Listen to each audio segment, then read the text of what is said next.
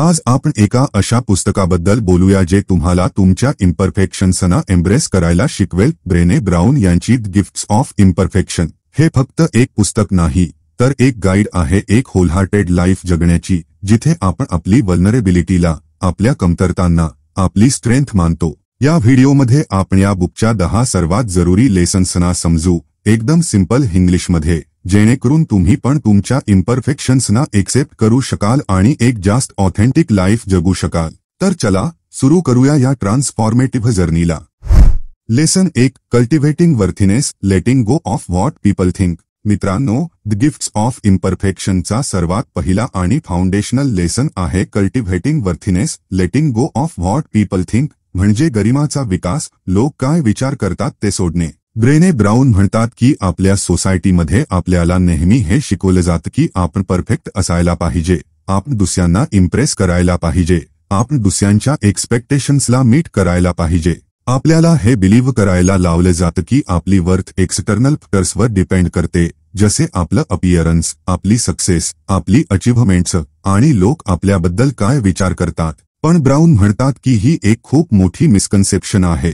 आपली worth inherent आहे, म्हणजे ती आपल्या आतच आहे, ती कोणत्याही एक्सटर्नल गोष्टीवर डिपेंड नाही करत. आपण जसे आहोत तसेच काफी आहोत. आपण लव्ह आणि बिलॉंगिंग डिझर्व करतो आपल्या इम्परफेक्शन्स सोबत. जेव्हा आपण हे बिलीव्ह करतो की आपली वर्थ एक्सटर्नल फॅक्टर्सवर डिपेंड करते, तेव्हा आपण व्हॉट विल पीपल थिंकच्या ट्रॅपमध्ये जातो. म्हणजे आपण नेहमी हे सोचत राहतो की लोक आपल्याबद्दल काय सोचतील आणि आपण त्यांच्या एक्सपेक्टेशन्सला मीट करण्याची कोशिश करत राहतो. यामुळे आपण आपली ऑथेंटिसिटी हरवून बसतो, आपण आपली ट्रू सेल्फ एक्सप्रेस नाही करू शकत आणि आपण एक अनफुलफिलिंग लाईफ जगतो. याला एका सोशल मीडियाच्या एक्झाम्पलने समजूया. आजकाल लोक सोशल मीडियावर आपली परफेक्ट लाईफची पिक्चर प्रेझेंट करतात, फिल्टर्स यूज करतात, एडिटेड फोटोज टाकतात, जेणेकरून ते दुसऱ्यांना इम्प्रेस करू शकतील. पण ही एक फॉल्स इमेज आहे, एक अनरिअलिस्टिक एक्सपेक्टेशन आहे.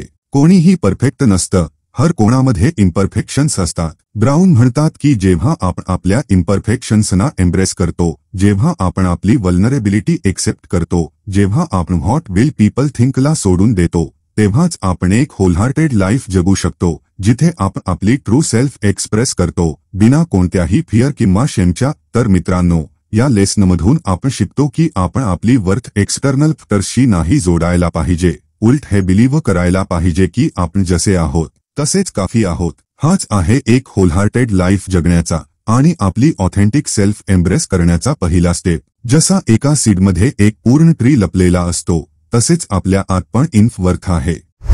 Lesson 2. Cultivating compassion, letting go of self judgment. मित्रांनो, मागच्या लेसनमध्ये आपण वर्थीनेसला कल्टिव्हेट करण्याची आणि व्हॉट विल पीपल थिंकला सोडण्याची गोष्ट केली. आता आपण एक आणखी इम्पॉर्टंट क्वालिटीवर गोष्ट करूया जी होलहार्टेड लिव्हिंगसाठी जरुरी आहे. कल्टिव्हेटिंग compassion, letting go of self judgement, म्हणजे करुणाचा विकास, आत्मनिर्णय सोडणे. ब्रेने ब्राउन म्हणतात की आपण अक्सर आपल्यावर खूप जास्त क्रिटिकल असतो. आपण आपल्या स्वतःला लगातार जज करत राहतो, आपल्या मिस्टेक्ससाठी, आपल्या इम्परफेक्शन्ससाठी. आपण आपल्याशी तितकीच हार्शली बोलतो जितकं आपण कधी दुसऱ्या कोणाशी नाही बोलणार. हे सेल्फ जजमेंट आपल्याला शेम, फिअर आणि डिस्कनेक्शनच्या दिशेने घेऊन जातं आणि आपल्याला होलहार्टेडली जगण्यापासून रोखतं. ब्राउन म्हणतात की सेल्फ कंपशन याचा अँटिडोट आहे, म्हणजे जेव्हा आपण आपल्यावर दया ठेवतो, जेव्हा आपण आपल्या इम्परफेक्शन्सना एक्सेप्ट करतो, जेव्हा आपण आपल्या स्वतःला तसेच ट्रीट करतो जसे आपण आपल्या कोणत्याही क्लोज फ्रेंडला ट्रीट करू.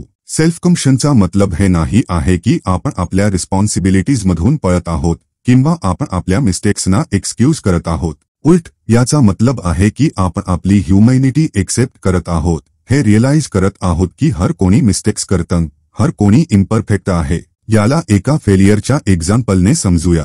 मान लीजिए तुम्ही कोणत्याही इम्पॉर्टंट प्रोजेक्टमध्ये फेल होता. सेल्फ जजमेंट तुम्हाला हे कहेगा की तुम्ही युजलेस आहात, तुम्ही फेलियर आहात, तुम्ही डिझर्व नाही करत. वही सेल्फ कंपशन तुम्हाला हे कहेगा की ही एक टफ सिच्युएशन आहे, हर कोणी कधी ना कधी फेल होतं आणि तुम्ही या एक्सपिरियन्समधून शिकू शकता. ब्राउन म्हणतात की सेल्फ कंपशनमध्ये 3 कंपोनेंट्स असतात. सेल्फ काइंडनेस, म्हणजे आपल्यावर दया ठेवणं, कॉमन ह्युमॅनिटी, म्हणजे हे रिअलाइज करणं की हर कोणी इम्परफेक्ट आहे, आणि माइंडफुलनेस, म्हणजे आपल्या फिलिंग्सना नॉन जजमेंटली ऑब्झर्व करणं. जेव्हा आपण या 3 कंपोनेंट्सना कल्टिव्हेट करतो तेव्हा आपण सेल्फ जजमेंटला सोडू शकतो आणि आपण एक जास्त काइंड आणि कंपॅशनेट लाईफ जगू शकतो. तर मित्रांनो, या लेसनमधून आपण शिकतो की आपल्याला आपल्यावर दया ठेवायला पाहिजे, आपल्या इम्परफेक्शन्सना एक्सेप्ट करायला पाहिजे आणि सेल्फ जजमेंटला सोडायला पाहिजे. हाच आहे एक होलहार्टेड लाईफ जगण्याचा आणि आपली वेलबिईंग इम्प्रूव्ह करण्याचा रस्ता. जशी एक मदर आपल्या मुलाला अनकंडिशनली लव्ह करते तसेच आपल्याला पण आपल्या स्वतःला अनकंडिशनली लव्ह करायला पाहिजे. Lesson 3 cultivating resilience, letting go of numbing and powerlessness. मित्रांनो, मागच्या लेसनमध्ये आपण सेल्फ कंपॅशनला कल्टिव्हेट करण्याची गोष्ट केली. आता आपण एक आणखी इम्पॉर्टंट क्वालिटीवर गोष्ट करूया जी आपल्याला मुश्किल परिस्थितींचा सामना करण्यात हेल्प करते. Cultivating resilience, letting go of numbing and powerlessness म्हणजे लवचिकता वाढवणे, सुन्नता आणि शक्तिहीनता सोडणे. ब्रेने ब्राऊन म्हणतात की लाईफमध्ये आपल्याला अनेक वेळा असे एक्सपिरियन्सेसचा सामना करावा लागतो जे खूप पेनफुल असतात, खूप डिफिकल्ट असतात, जसे लॉस, रिजेक्शन, फेलियर किंवा ट्रॉमा. या एक्सपिरियन्सेसमधून कोप करण्यासाठी आपण अनेक वेळा नंबिंगचा सहारा घेतो, म्हणजे आपण आपल्या फिलिंग्स शट डाऊन करतो, आपण इमोशनली डिस्कनेक्ट होतो जेणेकरून आपल्याला पेन फील नाही होणार. आपण फूड, अल्कोहोल, ड्रग्ज किंवा सोशल मीडियासारख्या गोष्टींचा यूज करतो आपल्या स्वतःला डिस्ट्रॅक्ट करण्यासाठी, आपल्या फिलिंग्स अव्हॉइड करण्यासाठी. पण ब्राऊन म्हणतात की हे एक टेम्पररी सोल्युशन आहे, एक कोपिंग मेकॅनिझम आहे जो लॉंग रनमध्ये आपल्याला आणखी जास्त हार्म करतो. जेव्हा आपण आपल्या फिलिंग्स नंब करतो तेव्हा आपण फक्त निगेटिव्ह फिलिंग्सनाच नंब नाही करत, तर आपण पॉझिटिव्ह फिलिंग्सना पण नंब करून टाकतो, जसे जॉय, लव्ह आणि कनेक्शन. यामुळे आपण एक पॉवरलेस स्टेटमध्ये जातो जिथे आपल्याला वाटतं की आपण आपली लाईफ कंट्रोल नाही करू शकत, आपण चेंज नाही आणू शकत. ब्राऊन म्हणतात की रेझिलियन्स याचा ऑपोजिट आहे, म्हणजे मुश्किलोंमधून बाउन्स बॅक करण्याची ॲबिलिटी, आपल्या फिलिंग्स फेस करण्याची करेज आणि आपली लाईफ कंट्रोल करण्याची पॉवर. रेझिलियन्सचा मतलब हे नाही आहे की आपल्याला कधी पेन फील नाही होणार, उलट याचा मतलब आहे की आपण त्या पेनमधून शिकू, त्यातून ग्रो करू आणि त्यातून स्ट्रॉंगर बनू. याला एका ब्रेकअपच्या एक्झाम्पलने समजूया. एक ब्रेकअप खूप पेनफुल एक्सपिरियन्स असू शकतो. नंबिंग तुम्हाला हे कहेगा की आपल्या फिलिंग्स अव्हॉइड करा, डिस्ट्रॅक्टेड राहा, काही पण फील नका करू. वही रेझिलियन्स तुम्हाला हे कहेगा की आपल्या फिलिंग्स फेस करा, त्यांना प्रोसेस करा, त्यांच्याकडून शिका आणि पुढे वाढा. ब्राऊन म्हणतात की रेझिलियन्स कल्टिव्हेट करण्यासाठी आपल्याला आपल्या स्टोरीज ओन करायला पाहिजे, आपली वल्नरेबिलिटी एम्ब्रेस करायला पाहिजे आणि हेल्प सीक करायला डरायला नाही पाहिजे. तर मित्रांनो, या लेसनमधून आपण शिकतो की आपल्याला नंबिंग सोडायला पाहिजे आणि रेझिलियन्स कल्टिव्हेट करायला पाहिजे. हाच आहे मुश्किलोंचा सामना करण्याचा, त्यांच्याकडून शिकण्याचा आणि एक स्ट्रॉंगर आणि मोर ऑथेंटिक लाईफ जगण्याचा रस्ता. जसा एक प्लांट स्टॉर्मनंतर पुन्हा ग्रो करतो तसेच आपण पण मुश्किलोंनंतर आणखी स्ट्रॉंग बनू शकतो. लेसन 4 कल्टिव्हेटिंग ग्रेटफुलनेस अड जॉय, लेटिंग गो ऑफ स्कॅर्सिटी अड फिअर ऑफ डार्क. मित्रांनो, मागच्या लेसनमध्ये आपण रेझिलियन्स कल्टिव्हेट करण्याची गोष्ट केली, म्हणजे मुश्किलोंमधून बाउन्स बॅक करण्याची क्षमता.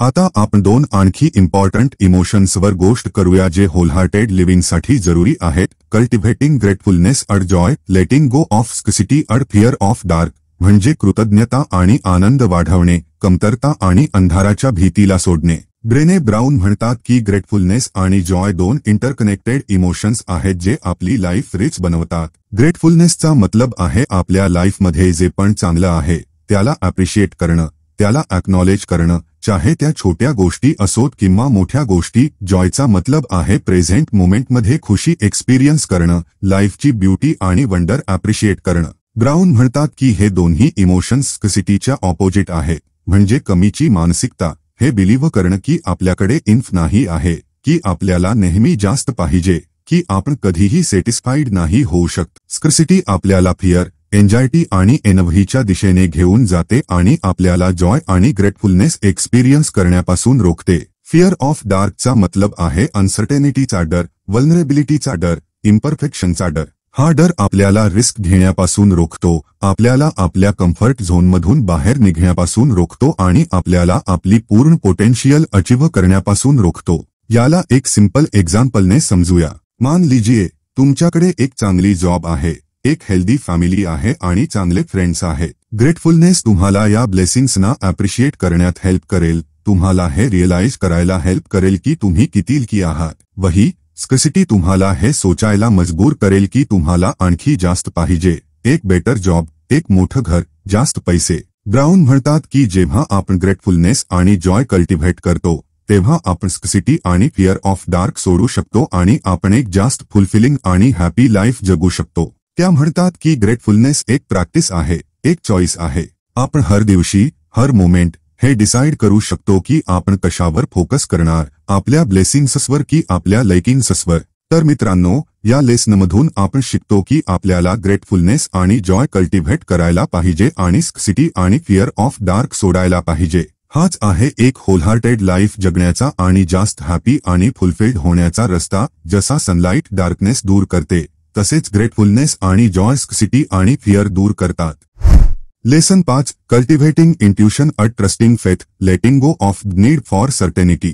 मित्रांनो, मागच्या लेसनमध्ये आपण ग्रेटफुलनेस आणि जॉय कल्टिव्हेट करण्याची गोष्ट केली. आता आपण 2 आणखी इम्पॉर्टंट क्वालिटीजवर गोष्ट करूया ज्या आपल्याला आपल्या जर्नीवर गाईड करतात. कल्टिव्हेटिंग इंट्युशन अ trusting faith, letting go of need for certainty म्हणजे अंतर्ज्ञानाचा विकास आणि विश्वासावर भरोसा, निश्चिततेची आवश्यकता सोडणे. ब्रेने ब्राउन म्हणतात की इंट्युशनचा मतलब आहे आपल्या इनर व्हॉइसला ऐकणे, आपल्या गट फिलिंग्सवर ट्रस्ट करणे, हे जाणणे की काय बरोबर आहे आणि काय चूक, बिना कोणत्याही लॉजिकल रिझनच्या. फेथचा मतलब आहे अनसर्टेनिटीवर ट्रस्ट करणे, हे बिलीव्ह करणे की सगळं काही ठीक होईल, भलेही आपल्याला आता हे पता असो की पुढे काय होणार आहे. ब्राउन म्हणतात की आपली सोसायटी आपल्याला नेहमी सर्टेनिटी सीक करायला शिकवते, म्हणजे हर गोष्टीचा कंट्रोल ठेवणं, हर गोष्टीचं प्लॅन बनवणं, हर गोष्टीचा प्रूफ बघणं.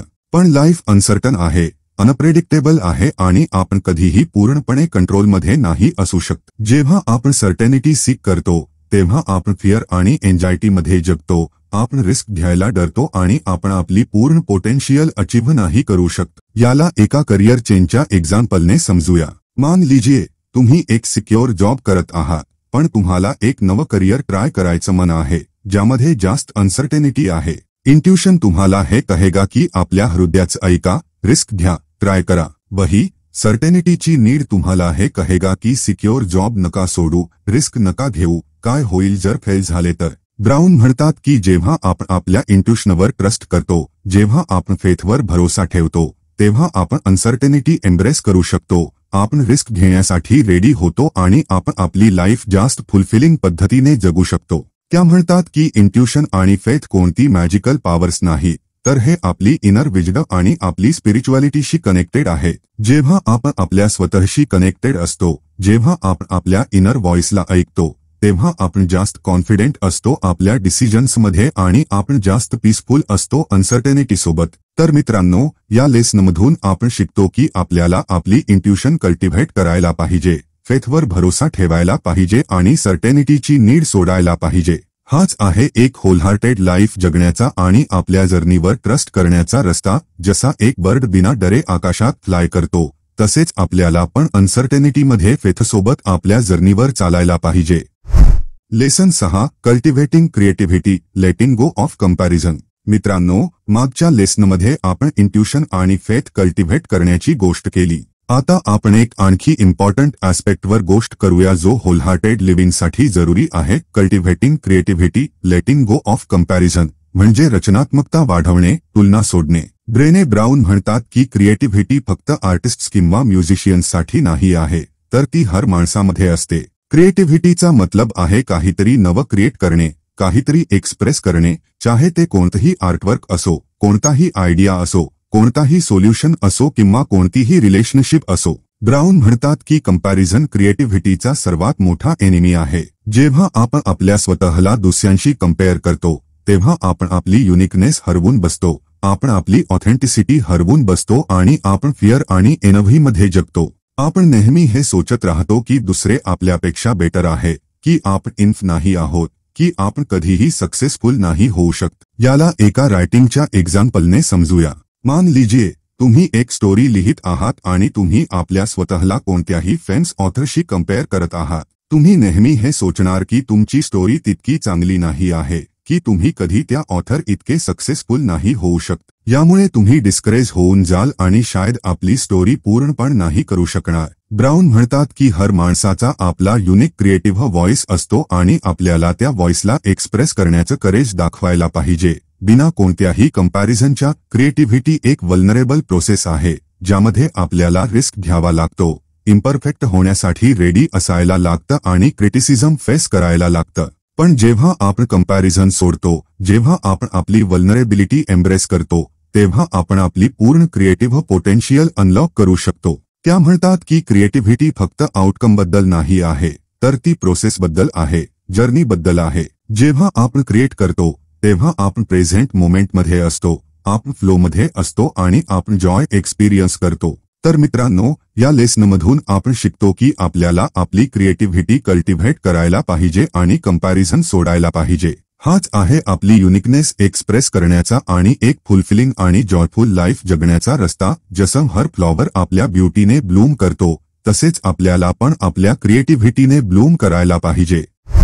Lesson 7, cultivating play and rest letting go of exhaustion as a status symbol and productivity as सेल्फवर्थ। मित्रांनो, मागच्या लेसनमध्ये आपण क्रिएटिव्हिटी कल्टिव्हेट करण्याची आणि कंपॅरिझन सोडण्याची गोष्ट केली। आता आपण दोन आणखी इम्पॉर्टंट ॲस्पेक्ट्सवर गोष्ट करूया जे होलहार्टेड लिव्हिंगसाठी जरुरी आहेत। Cultivating play and rest letting go of exhaustion as a status symbol and productivity as self worth म्हणजे खेळ आणि आरामचा विकास, कावटला एक स्टेटस सिम्बल आणि उत्पादकताला आत्ममूल्य म्हणून सोडणे। ब्रेने ब्राउन म्हणतात की आपल्या सोसायटीमध्ये, स्पेशली वर्क कल्चरमध्ये, एक्झॉशनला एक स्टेटस सिम्बल मानलं जातं, म्हणजे जो जितका जास्त कला आहे तो तितका जास्त इम्पॉर्टंट आहे, तितका जास्त हार्डवर्किंग आहे, तितका जास्त सक्सेसफुल आहे। आपण आपल्या प्रोडक्टिव्हिटीने आपली सेल्फवर्थ मेजर करतो, म्हणजे आपण जितकं जास्त प्रोड्यूस करतो तितकं जास्त व्हॅल्युएबल आपण फील करतो। ब्राउन म्हणतात की ही एक खूपच अनहेल्दी आणि अनसस्टेनेबल वे ऑफ लिव्हिंग आहे। जेव्हा आपण लगातार काम करत राहतो, बिना रेस्टच्या, बिना प्लेच्या, तेव्हा आपण बर्नआउट होतो, आपण स्ट्रेस्ड होतो आणि आपण आपली वेलबिईंग सॅक्रिफाईस करतो। प्लेचा मतलब आहे काहीतरी असं करणं जे आपल्याला जॉय देईल, जे आपल्याला एंटरटेन करेल, जे आपल्याला रिलॅक्स करेल, बिना कोणत्याही स्पेसिफिक गोल किंवा आउटकमच्या। रेस्टचा मतलब आहे आपली बॉडी आणि माइंड रिचार्ज करण्यासाठी टाइम काढणं, स्लीप घेणं, रिलॅक्स करणं आणि स्ट्रेस कमी करणं। याला एका वीकेंडच्या एक्झाम्पलने समजूया। मान लीजिए तुम्ही पूर्ण वीक खूप हार्ड वर्क केलं आहे। एक अनबॅलन्स्ड अप्रोच हे असेल की तुम्ही वीकेंडला पण काम करत राहावं किंवा अशा ॲक्टिव्हिटीजमध्ये एंगेज राहावं ज्या तुम्हाला आणखी जास्त काऊन टाकतील। वही एक बॅलन्स्ड अप्रोच हे असेल की तुम्ही वीकेंडला रिलॅक्स करावं, काही प्लेफुल ॲक्टिव्हिटीज कराव्या, जसे फ्रेंड्स सोबत गाउट करणं, मूव्ही बघणं किंवा हॉबीजवर टाइम स्पेंड करणं। ब्राउन म्हणतात की प्ले आणि रेस्ट फक्त लक्झरीज नाही, तर ह्या आपल्या वेलबिईंगसाठी, आपल्या क्रिएटिव्हिटीसाठी आणि आपल्या प्रोडक्टिव्हिटीसाठी जरुरी आहे। जेव्हा आपण रेस्टेड असतो तेव्हा आपण जास्त फोकस करू शकतो, जास्त क्रिएटिव्ह असतो आणि जास्त प्रोडक्टिव्ह असतो। तर मित्रांनो, या लेसनमधून आपण शिकतो की आपल्याला प्ले आणि रेस्टला आपल्या लाईफचा एक इम्पॉर्टंट पार्ट बनवायला पाहिजे आणि कावटला एक स्टेटस सिम्बल आणि प्रोडक्टिव्हिटीला सेल्फवर्थ म्हणून सोडायला पाहिजे। हाच आहे एक होलहार्टेड लाईफ जगण्याचा आणि आपली वेलबिईंगला प्रायोरिटी देण्याचा रस्ता। जसा एका मशीनला चालण्यासाठी फ्युएल आणि मेंटेनन्स लागतं, तसेच आपल्याला पण आपली बॉडी आणि माइंड रिचार्ज करण्यासाठी रेस्ट आणि प्ले लागतं। लेसन 8, कल्टिवेटिंग काम अड stillness letting go of anxiety as a lifestyle. मित्रांनो, मागच्या लेसनमध्ये आपण प्ले आणि रेस्ट कल्टिव्हेट करण्याची गोष्ट केली। आता आपण एक आणखी इम्पॉर्टंट ॲस्पेक्टवर गोष्ट करूया जो आपल्या मेंटल आणि इमोशनल वेलबिईंगसाठी जरुरी आहे। कल्टिव्हेटिंग काम अड stillness letting go of anxiety as a lifestyle म्हणजे शांतता आणि स्थिरता वाढवणे, चिंता एक जीवनशैली म्हणून सोडणे। ब्रेने ब्राउन म्हणतात की आजच्या फास्ट पेस्ड जगात एन्झायटी एक कॉमन एक्सपिरियन्स बनला आहे। आपण लगातार फ्युचरबद्दल वरी करत राहतो, पास्टबद्दल रिग्रेट करत राहतो आणि प्रेझेंट मोमेंटमध्ये फुल्ली प्रेझेंट नाही होऊ शकत। आपण नेहमी काही ना काही करत राहतो, नेहमी कनेक्टेड राहतो, नेहमी ऑन राहतो आणि आपण कधीही रिलॅक्स नाही होऊ शकत, कधीही शांत नाही होऊ शकत। ब्राउन म्हणतात की ही कॉन्स्टंट स्टेट ऑफ एन्झायटी आपल्या मेंटल आणि फिजिकल हेल्थवर निगेटिव्ह इम्पॅक्ट टाकते आणि आपल्याला होलहार्टेडली जगण्यापासून रोखते। काम आणि स्टिलनेसचा मतलब आहे आपल्या माइंडला शांत करणं, आपल्या थॉट्स स्लो डाऊन करणं आणि प्रेझेंट मोमेंटमध्ये अकर होणं। हे मेडिटेशन, योगा, नेचरमध्ये टाइम स्पेंड करणं किंवा कोणतीही अशी ऍक्टिव्हिटी असू शकते जी आपल्याला रिलॅक्स करे आणि आपल्याला आपल्या स्वतःशी कनेक्ट करे. याला एका बिझी वर्किंग डेच्या एक्झाम्पलने समजूया. मान लीजिए तुमच्याकडे खूप सारे डेडलाईन्स आहेत, खूप सारे मीटिंग्स आहेत आणि खूप सारे ईमेल्स आहेत. एंजाइटी तुम्हाला हे कहेगा की लगातार काम करत राहा, मल्टीटास्क करत राहा, कधीही ब्रेक नका घेऊ. वही काम आणि स्टिलनेस तुम्हाला हे कहेगा की काही मिनिटांसाठी ब्रेक घ्या, डीप ब्रीथ्स घ्या, आपल्या माइंडला शांत करा आणि मग फ्रेश माइंडने कामावर परत जा. ब्राउन म्हणतात की काम आणि स्टिलनेस फक्त रिलॅक्सेशनबद्दल नाही आहे, तर हे आपल्या क्रिएटिव्हिटीसाठी, आपल्या प्रोडक्टिव्हिटीसाठी आणि आपल्या वेलबिईंगसाठी पण जरुरी आहे. जेव्हा आपण शांत असतो तेव्हा आपण जास्त फोकस करू शकतो, जास्त क्लिअरली थिंक करू शकतो आणि जास्त इफेक्टिव्ह डिसिजन्स घेऊ शकतो. तर मित्रांनो, या लेसनमधून आपण शिकतो की आपल्याला काम आणि स्टिलनेसला आपल्या लाईफचा एक इम्पॉर्टंट पार्ट बनवायला पाहिजे आणि एन्झायटीला एक लाईफस्टाईल म्हणून सोडायला पाहिजे. हाच आहे एक होलहार्टेड लाईफ जगण्याचा आणि जास्त पीसफुल आणि कंटेंट होण्याचा रस्ता. जसा एका स्टिल लेकमध्ये रिफ्लेक्शन क्लिअर दिसतं, तसेच एका शांत माइंडमध्ये थॉट्स आणि आयडियाज जास्त क्लिअर असतात. Lesson 9, cultivating meaningful work, letting go of comparison and self doubt. मित्रांनो, मागच्या लेसनमध्ये आपण काम आणि स्टिलनेस कल्टिव्हेट करण्याची गोष्ट केली. आता आपण एक आणखी इम्पॉर्टंट ॲस्पेक्टवर गोष्ट करूया जो आपल्या लाईफला मीनिंगफुल बनवतो. Cultivating meaningful work, letting go of comparison and self doubt म्हणजे अर्थपूर्ण कार्याचा विकास, तुलना आणि आत्मसंदेह सोडणे. ब्रेने ब्राउन म्हणतात की मीनिंगफुल वर्कचा मतलब आहे असं काम करणं जे आपल्याला पर्पज देईल, जे आपल्याला कनेक्टेड फील करेल, जे आपल्या व्हॅल्यूजसोबत अलाइन असेल. हे फक्त पैसे कमवण्याबद्दल नाही आहे, तर हे कॉन्ट्रिब्युशनबद्दल आहे, इम्पॅक्ट क्रिएट करण्याबद्दल आहे आणि आपल्या स्किल्स आणि टॅलेंट्सना यूज करण्याबद्दल आहे. ब्राउन म्हणतात की कंपॅरिझन आणि सेल्फ डाऊट मीनिंगफुल वर्कचे दोन मोठे ब्रियर्स आहेत. जेव्हा आपण आपल्या स्वतःला दुसऱ्यांशी कंपेअर करतो तेव्हा आपण हे सोचण्याला लागतो की आपलं काम इम्पॉर्टंट नाही आहे, की आपण टॅलेंटेड नाही आहोत, की आपण कधीही सक्सेसफुल नाही होऊ शकत. वही सेल्फ डाऊट आपल्याला हे बिलीव्ह करायला लावतो की आपण कॅपेबल नाही आहोत, की आपण डिझर्व्ह नाही करत, की आपण फेल होऊन जाऊ. ह्या दोन्ही गोष्टी आपल्याला आपल्या क्षणला फॉलो करण्यापासून रोखतात, रिस्क घेण्यापासून रोखतात आणि आपली पूर्ण पोटेन्शियल अचीव्ह करण्यापासून रोखतात. याला एका व्हॉलंटियर वर्कच्या एक्झाम्पलने समजूया. मान लीजिए तुम्ही कोणत्याही लोकल एनजीओमध्ये व्हॉलंटियर करता. कंपॅरिझन तुम्हाला हे सोचण्याला मजबूर करू शकतं की तुमचं कॉन्ट्रिब्युशन नाही आहे, की दुसरे व्हॉलंटियर्स जास्त इम्पॅक्ट क्रिएट करत आहेत. वही सेल्फ डाऊट तुम्हाला हे बिलीव्ह करायला लावू शकतं की तुम्ही या कामासाठी क्वालिफाईड नाही आहात, की तुम्ही काहीतरी चूक करून टाकाल. ब्राउन म्हणतात की जेव्हा आपण कंपॅरिझन आणि सेल्फ डाऊट सोडतो, जेव्हा आपण आपल्या कामाच्या पर्पजवर फोकस करतो, जेव्हा आपण आपल्या व्हॅल्यूजसोबत अलाइन होतो, तेव्हा आपल्याला आपल्या कामामध्ये जास्त मीनिंग आणि फुलफिलमेंट मिळतं. त्या म्हणतात की मीनिंगफुल वर्क फक्त पेड जॉब्सपर्यंतच लिमिटेड नाही आहे, तर हे पेरेंटिंग, केअरगिव्हिंग, क्रिएटिव्ह परस्यूट्स आणि कोणत्याही अशा ऍक्टिव्हिटीमध्ये असू शकतं जे आपल्याला पर्पज आणि कनेक्शन फील करेल. तर मित्रांनो, या लेसनमधून आपण शिकतो की आपल्याला आपल्या कामामध्ये मीनिंग शोधायला पाहिजे, कंपॅरिझन आणि सेल्फ डाऊट सोडायला पाहिजे आणि आपल्या व्हॅल्यूजसोबत अलाइन व्हायला पाहिजे. हाच आहे एक होलहार्टेड लाईफ जगण्याचा आणि आपल्या वर्कमध्ये ट्रू फुलफिलमेंट मिळवण्याचा रस्ता. जसा एक आर्टिस्ट आपल्या आर्टने आपली सोल एक्सप्रेस करतो, तसेच आपल्याला पण आपल्या वर्कने आपली ट्रू सेल्फ एक्सप्रेस करायला पाहिजे. Lesson 10, cultivating laughter, song and dance, letting go of being cool and always in control. मित्रांनो, मागच्या लेसनमध्ये आपण मीनिंगफुल वर्क कल्टिव्हेट करण्याची गोष्ट केली. आता आपण या बुकच्या फायनल आणि एका खूपच जॉयफुल लेसनवर गोष्ट करूया. Cultivating laughter, song and dance, letting go of being cool and always in control म्हणजे हास्य, गीत आणि नृत्य यांचा विकास, कूल राहणे आणि नेहमी नियंत्रणात राहणे सोडणे. ब्रेने ब्राउन म्हणतात की लाफ्टर, सॉन्ग आणि डान्स 3 अशा ऍक्टिव्हिटीज आहेत ज्या आपल्याला प्रेझेंट मोमेंटमध्ये अकर करतात, आपल्याला जॉय एक्सपिरियन्स करायला लावतात आणि आपल्याला दुसऱ्यांशी कनेक्ट करतात. लाफ्टर स्ट्रेस रिलीज करतो, मूड इम्प्रूव्ह करतो आणि कनेक्शन स्ट्रेंथन करतो. सॉन्ग इमोशन्स एक्सप्रेस करण्याचा एक पॉवरफुल वे आहे आणि हे आपल्याला आपल्या स्पिरिच्युअलिटीशी कनेक्ट करतं. डान्स बॉडी मूव्ह करण्याचा, एनर्जी रिलीज करण्याचा आणि जॉय एक्सपिरियन्स करण्याचा एक नॅचरल वे आहे. ब्राऊन म्हणतात की आपल्या सोसायटीमध्ये आपल्याला नेहमी कूल राहायला सांगितलं जातं, म्हणजे इमोशन्स कंट्रोलमध्ये ठेवणं, वल्नरेबल नाही होणं आणि नेहमी परफेक्ट दिसणं. पण हे एक खूपच लिमिटेड आणि अनफुलफिलिंग वे ऑफ लिव्हिंग आहे. जेव्हा आपण नेहमी कंट्रोलमध्ये राहण्याचा प्रयत्न करतो तेव्हा आपण आपली वल्नरेबिलिटी, आपली ऑथेंटिसिटी आणि आपला जॉय सॅक्रिफाईस करतो. याला एका फॅमिली गॅदरिंगच्या एक्झाम्पलने समजूया.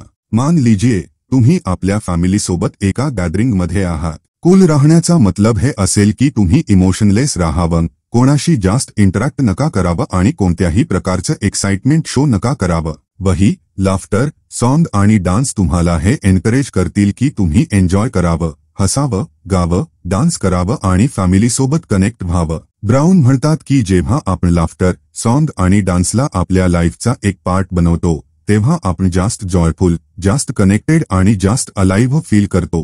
त्या म्हणतात की ह्या ऍक्टिव्हिटीज आपल्याला आपल्या इम्परफेक्शन्स एम्ब्रेस करण्यात, वल्नरेबल होण्यात आणि प्रेझेंट मोमेंटमध्ये फुल्ली प्रेझेंट होण्यात पण हेल्प करतात. तर मित्रांनो, या लेसनमधून आपण शिकतो की आपल्याला लाफ्टर, सॉन्ग आणि डान्सला आपल्या लाईफचा एक इम्पॉर्टंट पार्ट बनवायला पाहिजे आणि कूल राहणं आणि नेहमी कंट्रोलमध्ये राहणं सोडायला पाहिजे.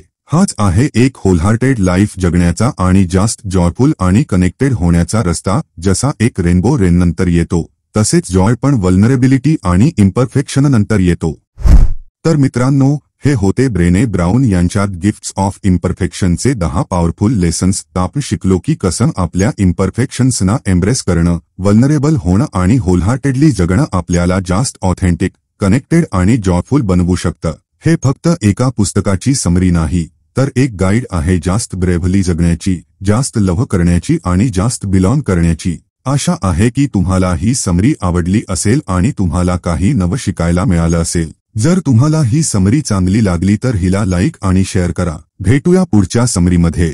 तोपर्यंत embrace your imperfections and live a wholehearted life.